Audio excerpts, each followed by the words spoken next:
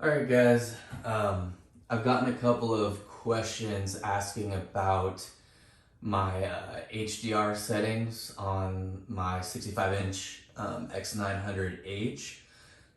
It would be a lot easier just to make a video for it, so I'm going to go ahead and go through my settings for you guys. I like my TV for the game mode to be very colorful. So like unlike, watching movies where you want the colors to be more realistic, I like the video games to kind of pop a lot more with lots of colors. So let's just dive right in. So we are currently in game mode. I always have my brightness set to max for game mode. Like I said earlier, I like lots of bright colors. So we'll go into settings, display and sound, picture. Once again, make sure you're in game mode. Auto picture mode I have set to on. Light sensor, I always leave that off. I don't like it to sense, the ambient light in the room. I just like the picture to stay one brightness. I have my brightness set to max. The contrast set to max.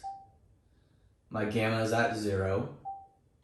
Black level's at 50. I believe that is the usual setting, so I didn't change that. Black adjust I have off. Advanced contrast enhancer I have off.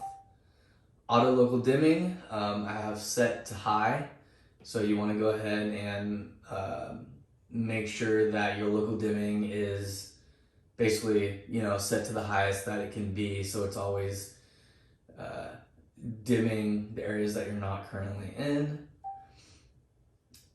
Extended dynamic range, I used to have this on.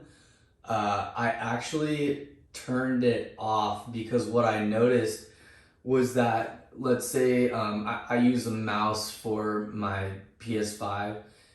If you're like going around the local dimming zones, you'll notice that whatever zone the like white mouse is at, the local dimming zone will go, if this is on, it will brighten like a lot, and you'll be able to see the little square of the local dimming zone way against the contrast from like the zone to the right next to it.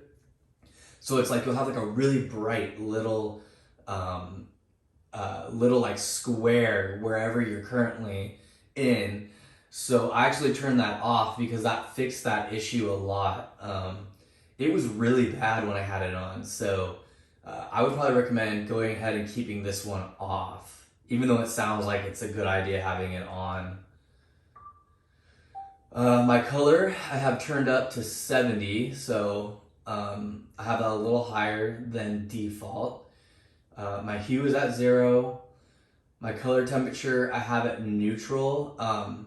I think it looks a lot better in neutral. Some people really like, I think it's Expert 1. But I think it adds a little bit too much more warmness in Expert 2 and 1. So I leave it at neutral.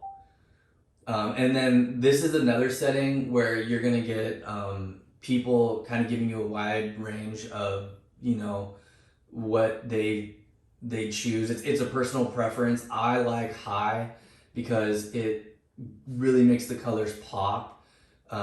I don't know if you can really see this very well, but it kind of makes the colors not as bright.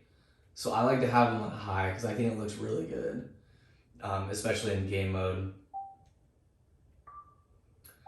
Clarity, I have the sharpness turned up a little bit to 60.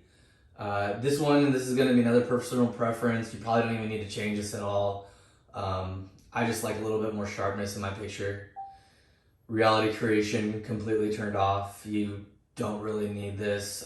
Again, you can probably turn it on to a low setting if you'd like, but I just recommend having it turned off. Random noise reduction turned off.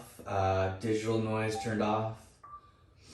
Motion flow for game modes, just turn this off. You don't need this on. Cinemotion, you don't need that on.